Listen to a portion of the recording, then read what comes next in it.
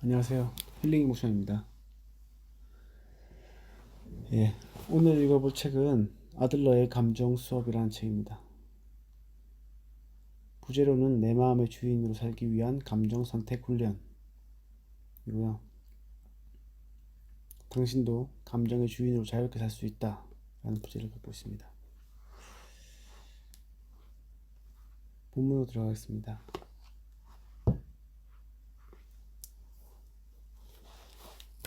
레슨 1. 감정은 선택할 수 있다. 사람은 누구나 감정 문제를 안고 살아간다. 조 씨는 매우 기분이 좋다. 새 직장을 구했기 때문이다.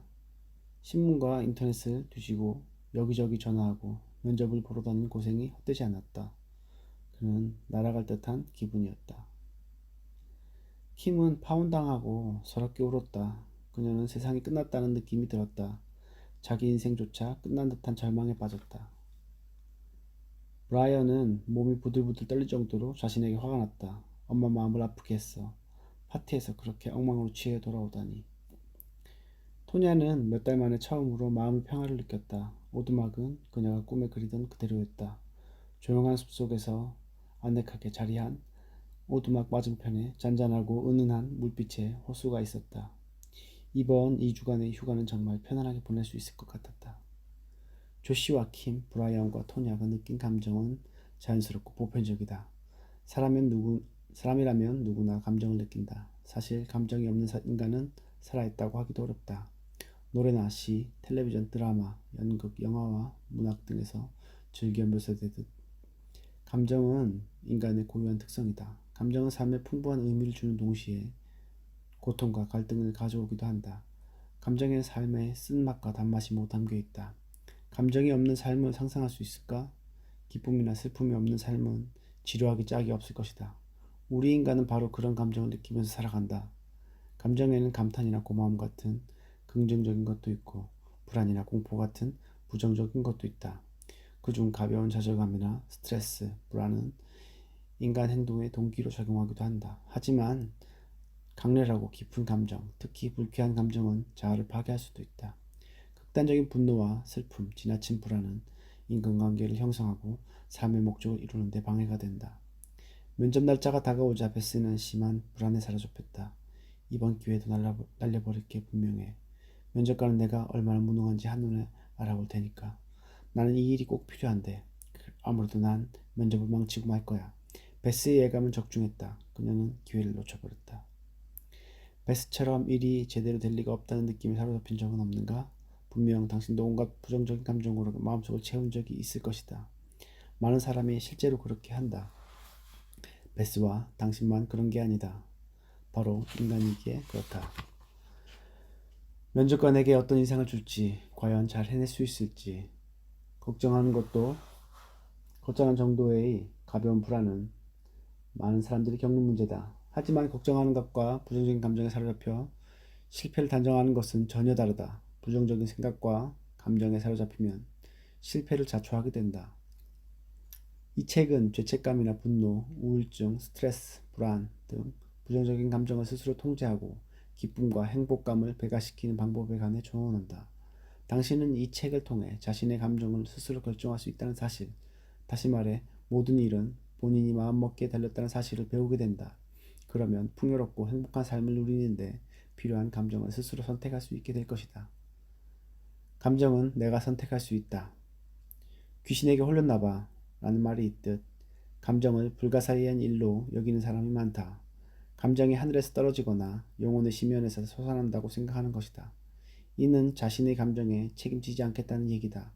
실제로 많은 이들이 자신의 부정적인 감정이 다른 사람이나 주변 여건 혹은 어떤 사건 때문에 생긴 것이라고 여긴다. 예를 들어 당신이 집 근처 도로에서 자칫하면 목숨까지 잃을 뻔한 사고를 운 좋게 피했다고 가정하자. 당신은 겁에 질려 불안감에 휩싸일 것이다. 매일 지나가야 하는 출국길에서 그런 일을 겪었으니 말이다. 사고가 일어난 후 몇 주간 당신은 사고 지역을 지날 때마다 그 끔찍한 순간이 떠오르면서 등에 식은땀이 흐르고 호흡이 가빠지고 근육이 굳는다. 저도 모르게 핸들을 꽉 쥐게 된다. 정신이 산만해져 다시 사고를 내지 않을까 불안해진다. 요컨대 당신은 그 장소에 관해 개인적인 경험을 가지게 된 셈이다. 그리고 사고 장소에 갈 때마다 똑같은 사고가 벌어져 죽을지 모른다는 생각을 하게 된다. 어쩌면 이 도로에선 운전을 못하겠어. 이번엔 정말로 죽을지도 모르잖아. 회사에 나가기는 해야 하는데 라고 생각할 것이다. 바로 이런 생각이 두려움을 일으키고 불쾌한 생리현상을 빚어낸다. 땀이 흐르고 근육이 굳는다. 심장박동은 계속 빨라진다. 심지어 갓길에 차를 대놓고 마음을 안정시켜야 할 때도 있다. 사정이 이렇다 보니 지각하는 날이 갈수록 늘어난다. 이 일을 해결하려면 어떻게 해야 할까? 이미 일어난 사건 자체를 바꿀 수 없다는 점을 깨달아야 한다. 뇌에 입력된 자료는 어찌할 수가 없다. 개인적인 경험을 지워버릴 수는 없는 일이다. 그러나 이미 겪은 사건이라도 전혀 다르게 생각하기로 마음먹으면 그에 대한 감정도 변하게 된다. 외부의 사건이나 상황 자체를 바꿀 수는 없지만 그에 대한 대응 방법을 선택할 수는 있다. 어떤 상황에서도 감정을 선택할 수 있다. 2001년에 일어난 9.11 테러는 미국인 모두에게 엄청난 불행을 가져왔다. 사람들이 보인 반응은 다양했다. 분노하기도 하고 깊은 상처를 받기도 했다. 똑같이 복수해야 한다는 사람이 있는가 하면 이 상황을 걱정하고 두려워하는 사람도 적지 않았다. 흥분해서 언행이 과격해진 사람도 있었다. 하지만 아무리 비극적인 사건이라도 특정한 감정이 원인이 되지는 못한다. 힘든 시기에도 감정은 자기 자신이 결정하는 것이다. 미국인들은 테러리즘을 뿌리 뽑아 자신을 보호하고 상처를 치유하자는 결심을 굳게 다졌다. 이것도 역시 강한 감정이다. 부상당하거나 목숨을 잃은 이들에게 따뜻한 격려와 위로도 아끼지 않았다. 어두운 시기에도 감정을 선택하는 힘이 스스로에게 있다는 사실이야말로 정말 고무적인 일이 아닐 수 없다. 선택에는 나를 자유롭게 하는 힘이 있다. 당신이 감정을 선택할 수 있다는 사실을 알게 된다면 자신의 삶을 통제할 수 있다는 자신감을 갖게 될 것이다. 물론 말처럼 쉬운 일은 아니다. 그러나 감정에 대한 아들러 심리학의 이론과 원칙을 배워나간다면 당신도 감정을 선택할 수 있다는 희망을 가질 수 있게 될 것이다. 감정에는 특별한 목적이 있다. 프로이트는 감정은 과거의 사건 때문에 일어나는 어쩔 수 없는 것이라고 여겼다. 이를 원인론이라고 한다. 인간은 과거에 일어난 사건이나 주어진 환경의 희생제로 그에 따라 일어나는 감정은 통제가 불가능하다고 보았다. 그는 알고는 있지만 그만둘 수 없다 라는 말로 육체와 정신, 의식과 무의식, 이성과 감정의 모순을 지적했다. 하지만 아들러가 감정을 바라보는 방식은 완전히 다르다. 우선 아들러는 모든 인간의 행동과 감정에는 저마다 고유한 목적이 있다고 보았다. 이를 아들러의 목적론이라고 한다. 인간은 스스로 정한 목적을 달성하기 위해 이성과 감정, 신체 등의 모든 수단을 동원한다. 즉, 겉으로는 나의 이성과 감정이 모순되는 것 같아도 사실은 하나의 목적을 향해 함께 달려가는 중인 것이다. 목적 없는 감정은 존재하지 않는다. 감정은 어쩔 수 없이 일어나는 게 아니다. 내가 달성하고자 하는 목적을 뒷받침하기 위해 나 스스로 일으키는 것이다. 예를 들어 화를 낼 때는 쌓인 감정을 해소하려는 목적이 숨어 있으며 당황할 때는 잘못한 행동을 사과하려는 의도가 담겨 있다. 23쪽의 예화에서 느끼는 불안감의 목적은 무엇일까? 사고를 예방하기 위한 경계심을 갖추는 것이다. 다시 말해 위험한 상황을 피하려는 목적으로 불안감을 만드는 것이다. 하지만 극도의 불안감이 심리적으로 힘들게 하고 상습적인 지각을 유발하는 등 새로운 문제를 야기함으로 경계심을 갖추게 돼 불안감을 잠재울 수 있는 다른 방법을 찾는 것이 현명하다. 그렇다면 예화에서 정말로 달성하고자 하는 목적은 무엇일까? 적절한 수준의 주의운전, 그리고 자신감 회복일 것이다. 이처럼 감정의 목적이 무엇인지 아는 것만으로도 자신이 놓인 상황을 객관적으로 볼 수 있는 여유를 갖추게 되고 생각을 전환할 계기를 마련할 수 있다. 이제 당신은 그 도로에서 운전할 때 이렇게 생각할 수 있을 것이다. 이 길에선 운전하기 힘들어. 거의 죽을 뻔한 일도 있었으니까. 하지만 죽지는 않았어. 이제 내가 이 도로에서 경계심을 갖추고 운전하는 만큼 다시 이런 사고가 생길 가능성은 거의 없을 거야. 물론 이와 같이 생각을 전환하는 일은 쉽지 않다. 감정의 목적을 알아냄으로써 감정을 선택하는 구체적인 방법은 뒤에서 차차 설명할 것이다. 생각 외에 신체, 감각, 행동 등을 조절하는 방법도 제시할 것이다. 감정은 믿음과 관점이 결정한다. 이 꼭지에서는 믿음이 감정을 어떻게 좌우하는가에 대해 살펴보겠다. 믿음이 감정을 좋아하는 문제를 알아보려면 우선 인지 방식에 대해 살펴볼 필요가 있다. 당신은 세상을 어떤 관점에서 바라보는가? 그랜드 캐니언 위를 날고 있는 독수리가 되었다고 상상해보자. 당신은 지금 하늘에서 협곡을 내려다보고 있다. 마음의 눈으로 그랜드 캐니언의 모습을 그려보자. 아마도 대지의 거대하고 깊은 구멍이 패여 있다고 상상할 것이다. 이번엔 그랜드 캐니언의 바닥을 기어다니는 개미가 되었다고 상상해보자. 아마도 그랜드 캐니언이 하늘 높이 솟아있는 거대한 산처럼 보일 것이다. 독수리와 개미가 그랜드 캐니언을 보는 관점은 전혀 다르다. 어느 관점에서도 그랜드 캐니언의 전체 모습을 볼 수는 없다. 인간의 인지 방식도 이와 마찬가지다. 당신의 시야는 특별한 관점에 묶여 있으며 당신의 관점은 당신이 믿는 내용에 따라 결정된다. 더욱 구체적인 예를 들어보자. 대학생이 자전거를 타고 가다 자동차 사고를 당했다는 소식을 들으면 당신은 어떤 기분이 드는가? 대학생에게 측은한 마음이 들고 운전자에게는 분노와 감정이 생길 수 있다. 하지만 당신의 옆집 사람은 오히려 당신에게 화를 내고 운전자를 동정할 수도 있다. 이런 차이가 생기는 이유는 무엇일까? 그 이유가 사건 자체에 있을 리는 없다. 당신과 옆집 사람은 똑같은 소식을 들었다. 그럼에도 반응이 다른 이유는 도로에서 자전거를 타는 행위에 대한 견해가 다르기 때문이다. 똑같은 사건을 보고도 전혀 다른 감정을 느낀다면 결국 관점이 감정을 결정한다는 이야기가 된다. 그렇다면 나의 감정은 나의 관점을 변화시킴으로써 자유롭게 결정할 수 있다. 비합리적인 생각이 감정에 끼치는 영향.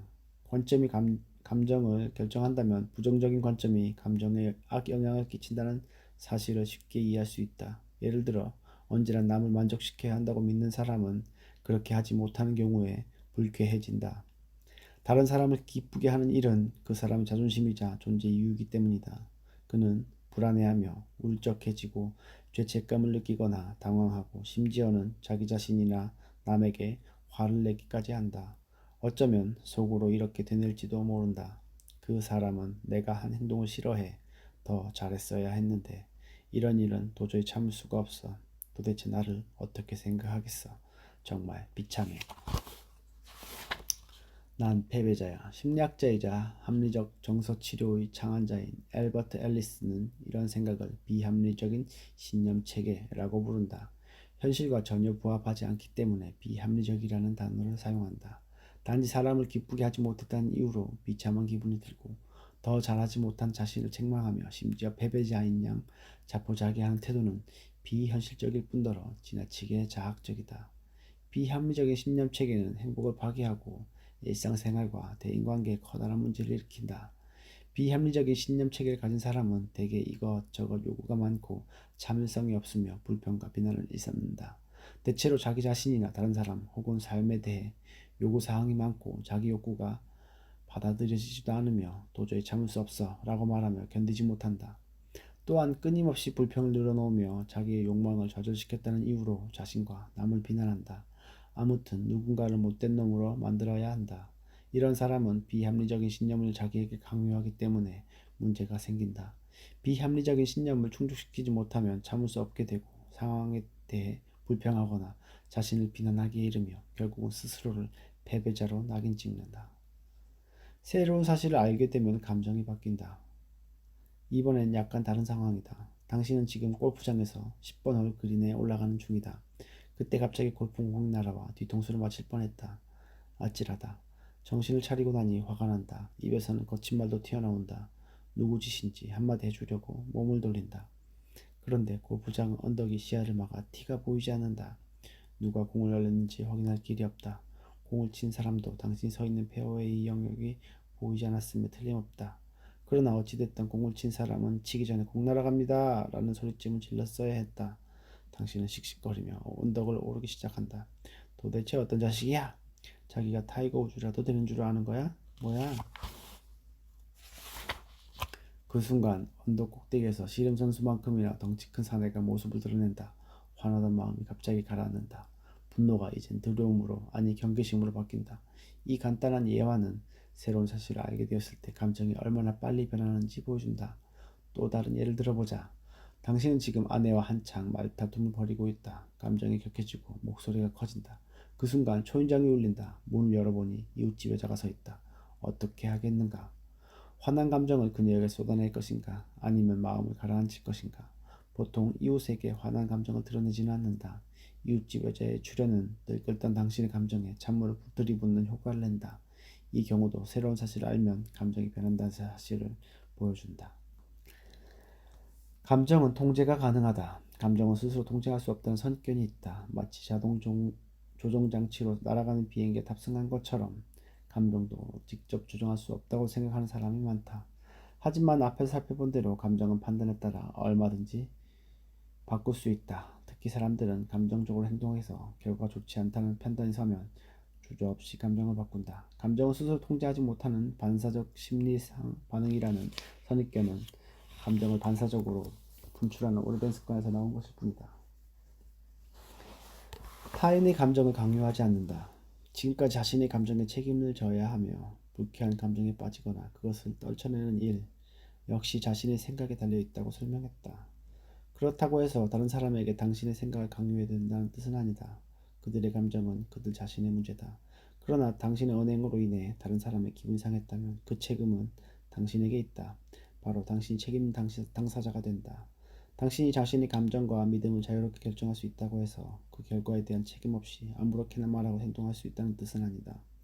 멜린다는 자존심이 강하고 완벽을 추구하는 성격이었다. 그녀는 해야 할 가치가 있는 일은 뭐든 제대로 해야 한다고 믿었다. 그래서 8살 된 딸의 아이에게 자신의 까다로운 기준을 강요했고 아이를 칭찬하는 일이 드물었다. 어느 날 학부모 모임에 참석한 멜린다는 선생님으로부터 딸아이가 자신감이 부족하고 실수를 두려워한다는 얘기를 들었다. 어떤 일에 대해 시도조차 하지 않는다는 것이었다. 선생님은 아이와 상담해 본 결과 아이에게 묘한 말버릇이 있다는 점을 발견했다. 아이는 잘하고 싶어요. 그런데 못하겠어요. 라는 말이 입에 배어 있었다.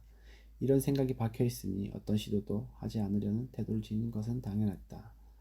멜린다는 자기의 생각을 아이에게 주입시킨 셈이다. 언제나 혼내기만 했으니 아이는 자신감을 잃을 수밖에 없었다. 멜린다는 자기의 생각과 행동으로 인해 아이가 풀죽은 상태로 지냈다는 사실을 깨달아야 한다. 이제 그녀는 아이가 노력한 만큼 격려하고 칭찬해서 자신감을 되찾게 해줄 필요가 있다. 또한 자제심이 강하고 완벽을 추구하는 자신의 성격을 돌아봐야 한다. 감정 수업, 핵심 문장 필사하고 암기하기.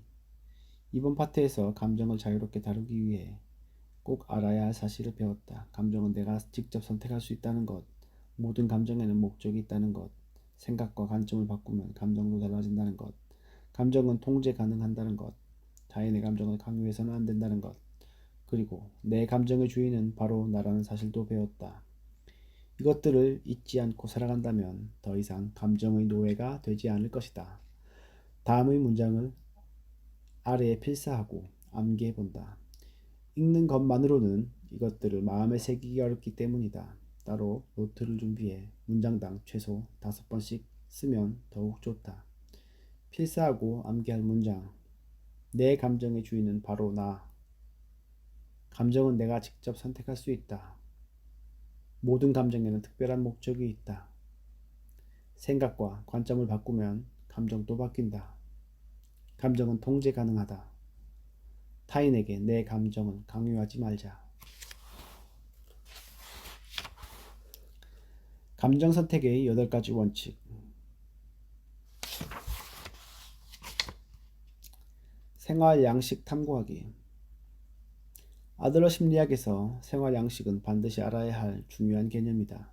특히 생활 양식은 감정 선택과 표현 방식에 큰 영향을 주기 때문이다.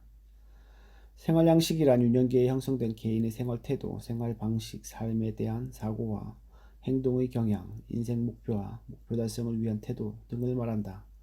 성격보다 더 포괄적인 개념으로서 세계관, 인생관까지 포함한다.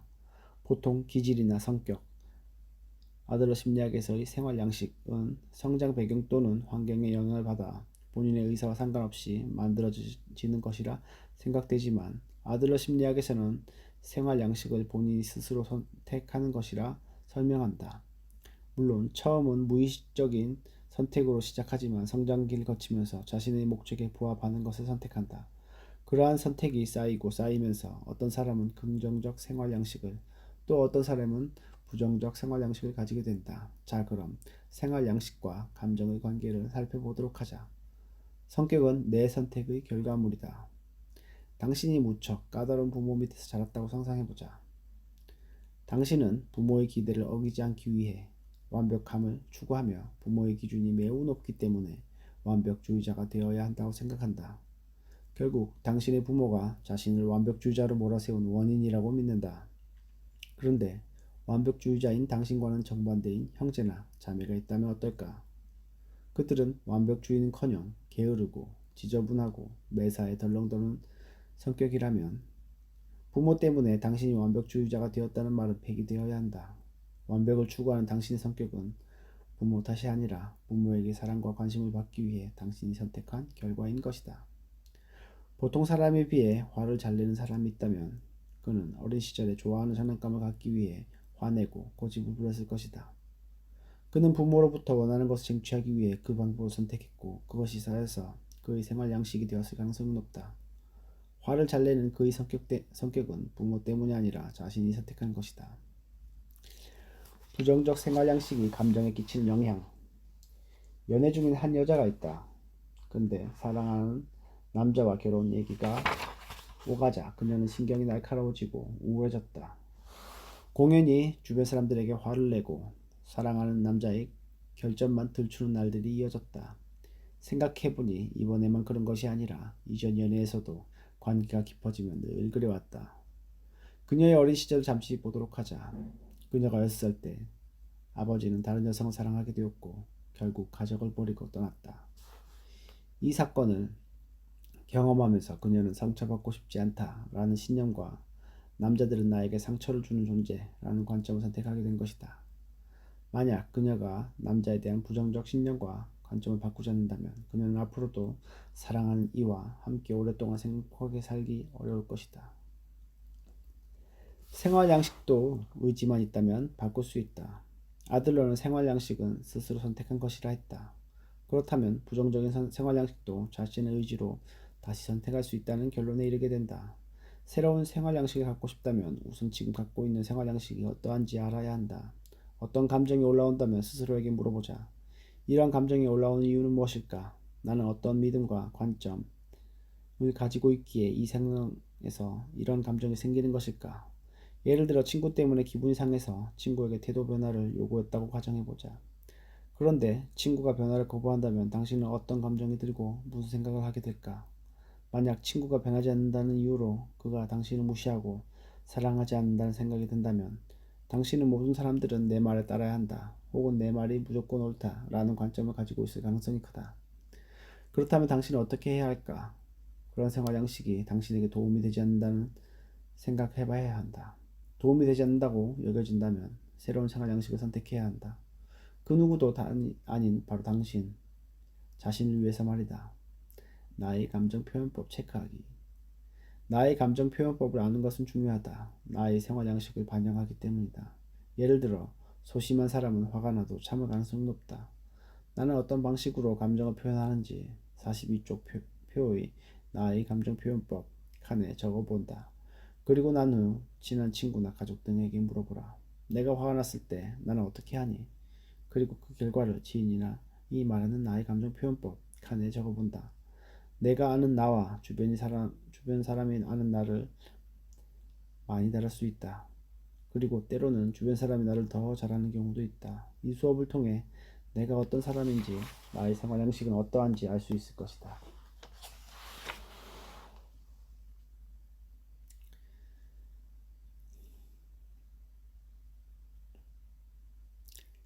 상황.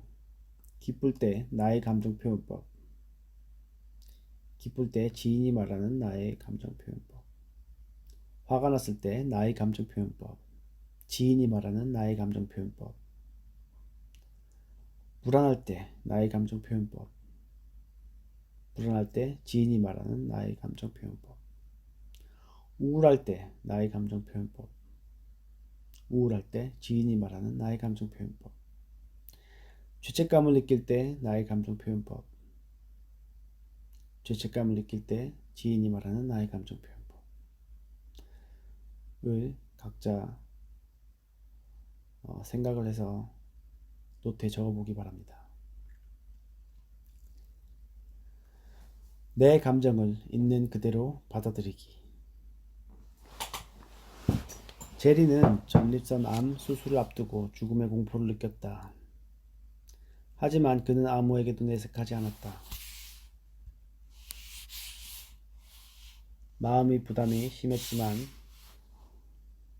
공포감을 이기기 위해 간단한 수술에 불과하다고 자신을 안심시켰다. 체격이 건장하고 매사에 자신감이 넘쳤던 제리는 소위 사나이 증후군에 시달렸다. 그는 항상 자신에게 이렇게 외쳤다. 진짜 사나이는 두려워하지 않아. 진짜 사나이라면 이 정도 수술쯤은 쉽게 견딜 수 있어. 제리 부인 조지아는 남편이 자기의 감정과 씨름하는 모습을 지켜볼 수밖에 없었다. 그녀는 자존심이 지나치게 센 남편의 두려움을 내색하지 않는다는 사실을 알고 있었다. 조지아는 남편이 걱정됐다. 수술이 며칠 앞으로 다가온 어느 날, 조지아는 담당 의사에게 전화를 걸었다. 의사는 암 수술을 받고 완쾌한 환자를 소개해주겠다고 말했다. 그는 암을 극복한 해럴드가 제리를 찾아가도록 주선했다. 해럴드 역시 체격이 크고 성공한 사람의 자부심이 온몸에 배어있는 남자였다. 그는 제리에게 이렇게 말했다. 죽을지 모른다는 생각을 하시는군요. 아니, 그렇지 않아요. 약간 신경 쓸 뿐입니다. 제리가 대답했다. 정말입니까? 저는 두려워서 거의 정신을 잃을 정도였습니다. 제리는 잠잠고 앉아서 해럴드가 한 말에 대해 다시 생각했다. 잠시 후 제리가 입을 열었다. 맞습니다. 사실은 저도 두렵습니다. 자연스러운 감정입니다. 암수술은 놀러 가는 일이 아니니까요. 해럴드는 기다렸다는 듯 맞장구를 쳤다. 일단 자기의 두려움을 인정하고 받아들이자. 제리는 부인에게도 이 사실을 숨김없이 털어놓을 수 있었다. 또한 강한 종교적 신앙을 가지고 신에게 기도를 드리기까지 했다. 수술 당일 제리는 여전히 두려움을 느꼈지만 마음의 평정을 유지할 수 있었다. 두려움 인정 후 마음의 평정을 얻다. 제리는 자기가 두려워한다는 사실을 인정하기 전에는 감정을 다스릴 수 없었다. 감정을 인정한 후에야 비로소 새로운 감정을 선택하는 단계. 마음 편히 부인에게 자기의 감정을 털어놓고 신에게 기도를 드린 단계에 이를 수 있었다. 그는 기분이 더 나아졌고 평정을 유지할 수 있었다. 자신의 감정을 자각한 후 감정을 있는 그대로 받아들이는 태도가 중요하다. 역설적이지만 어떤 감정이라도 편안하게 수용할 자세가 되어 있을 때 비로소 새로운 감정을 선택할 수 있다. 그러려면 자신이 감정을 억압하지 않아야 한다. 내가 이런 감정을 느끼다니 있을 수 없는 일이야 라고 자신을 책망하거나 꾸짖는 일은 소용이 없다. 감정은 억누른다고 해소되지 않는다. 단지 감춰질 뿐이다. 감정에 가면을 씌우지 말자. 어떤 사람들은 감정을 축소하기도 한다. 가령 나는 화가 나 있는 게 아니야. 조금 성가실 뿐이야 라고 주장하지만 옆에서 보면 분통을 터뜨리고 있음을 알 수 있다. 감정을 수용할 때는 그 강도까지도 인정해야 한다. 때론 엉뚱한 곳에 화풀이를 하기도 한다. 직장 상사에게 화가 나 있는데 부모인에게 고함을 친다거나 남편에 대한 분노를 강아지를 걷어차서 해소하는 식이다. 감정을 다른 사람에게 쏟아내는 태도는 아무 도움이 되지 않는다. 부부 사이도 나빠질 테고 강아지도 당신을 싫어할 것이다. 무엇보다 새로운 감정을 선택하는 능력을 얻지 못한다. 어떤 감정이든 편안하게 받아들일 때 비로소 자기를 있는 그대로 인정할 수 있다. 자기를 인정하면 새로운 감정을 선택하는 것이 더욱 수월해진다. 20살인 스티브는 아버지와 말다툼을 벌이다가 심한 말을 했다. 아버지 존은 상처를 받았지만 내색하지 않았다. 단지 격렬하게 화를 냈을 뿐이다. 그는 분노가 상처받은 마음을 가리는 위장에 불과하다는 사실을 몰랐지만 부인 캐럴은 그 사실을 알았다. 캐럴이 남편에게 그렇게 얘기했지만 그는 상처받은 사실을 인정하지 않고 오히려 화를 냈다. 존은 친한 친구에게 사정을 털어놓았다. 친구는 비슷한 일이 자기에게 일어났다면 몹시 상처를 받았을 것이라고 말했다. 존은 아내가 이미 자기에게 했던 말이라는 생각에 자신의 감정을 살펴보기로 시작했다. 두 사람이 똑같은 얘기를 한다면 거기에 충분한 근거가 있으리라 생각되었기 때문이다. 일단 자신이 상처받은 사실을 인정하자 존은 아들과도 그 사건에 관해 대화를 나눌 수 있게 되었다. 인정하기 싫은 감정 인정하기. 인정하기 싫어서 억눌렀거나 회피했던 나의 감정은 무엇인지 써보자. 감정을 인정하면 새로운 감정을 선택할 수 있게 되고 부정하고 싶었던 내 모습도 비로소 수용할 수 있게 된다. 내가 인정하기 싫었거나 피하고 싶었던 감정은 무엇인가? 2. 그 상황은 어떠했는가? 3. 새로운 감정을 선택한다면? 4. 새로운 감정의 목적은 무엇인가? 5. 새로운 감정을 선택한 지금 기분은 어떤가?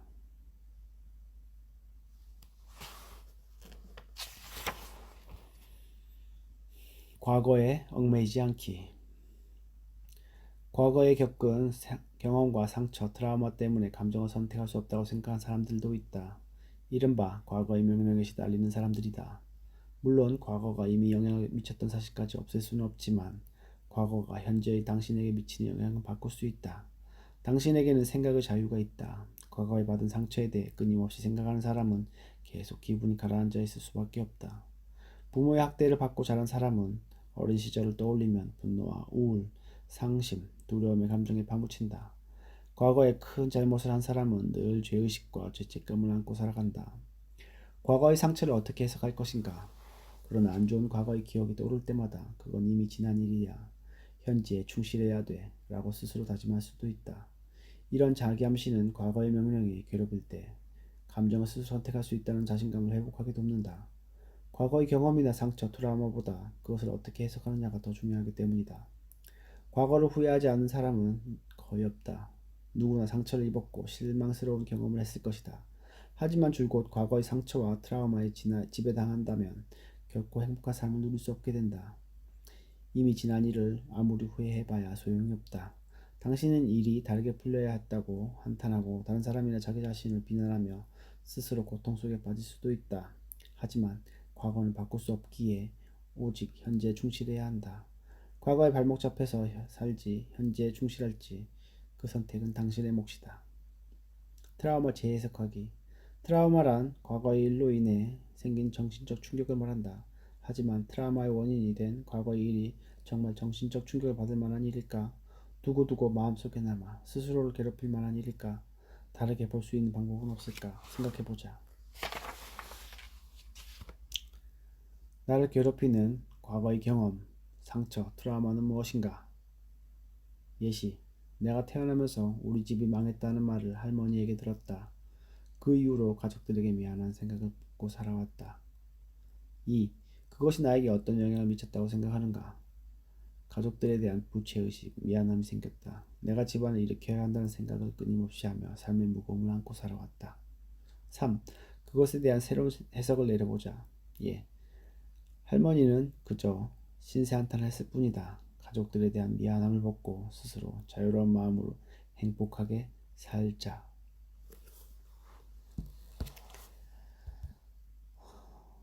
네.